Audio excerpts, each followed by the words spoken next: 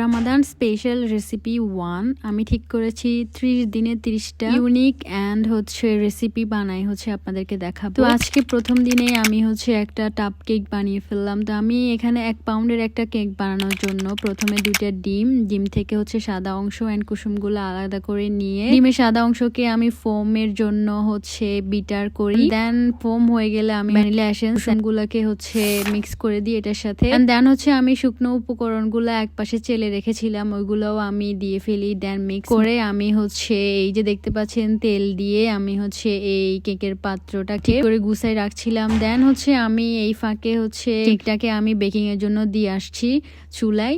দেন আমি এখানে আমার ক্রিমটা রেডি করে ফেললাম। আমি আজকে আমার কেকটা মূলত হোয়াইট থিমে রাখবো, কোনো লিখা বা কোনো কিছুই করব না, যদিও এটা রামাদান স্পেশাল কেক। তো আমার এখানে প্রায় 30 মিনিট পর আমার কেকটা রেডি হয়ে যায়। তো আমি টাপ সিলেক্ট করে ফেলি, কেকগুলোকে আমি স্লাইস করে নিই। দেন আমি ফার্স্টে নিচে একটু ক্রিম দিয়ে দিই, তারপর আমি কেকগুলোকে সুন্দরভাবে টাপের শেপ অনুযায়ী সাজিয়ে দিই।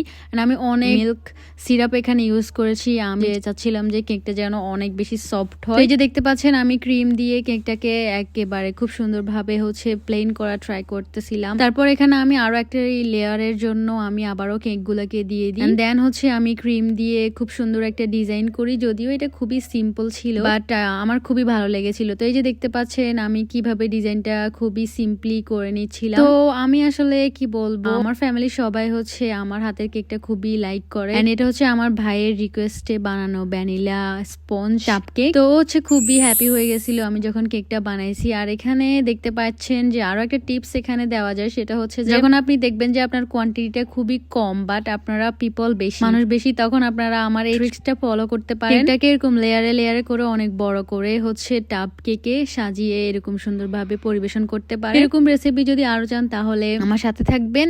ইয়েস, আমার ভিডিওগুলো ভালো লাগলে লাইক কমেন্ট শেয়ার করতে ভুলবেন না। সবাই ভালো থাকবেন সবাই।